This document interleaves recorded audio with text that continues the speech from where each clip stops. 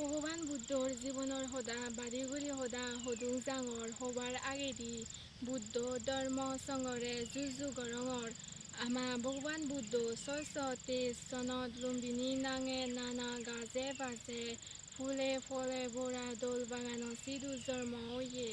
বর্তমান চলতে ইংরেজি সন আগেদি তেইকো রাজা ফোতা বাবু নাঙা নলদে মহামায়া বাপু নাঙা নলদে সুদ্ধোধন তারা রাজ্য নাঙা নলদে কপিলা বস্তু তারে নাঙান থদুন্দে সিদ্ধার্থ 16 বছর বয়সত ইয়াসোদারা নাঙে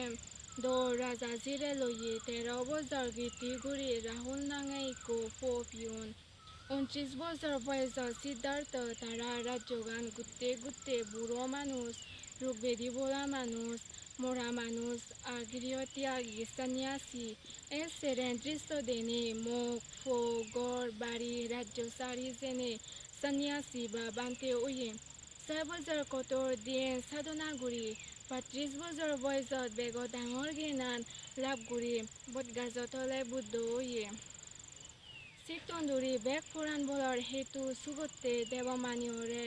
দিনেরে দে 45 বছর সং ধর্মহদা হই দিজিয়ে তা ধর্মহদা শুনি অনেক দেবমানগণে সংসার দুগতুন মুক্ত হইন সে দূর ল মহাজ্ঞানী ভগবান বুদ্ধ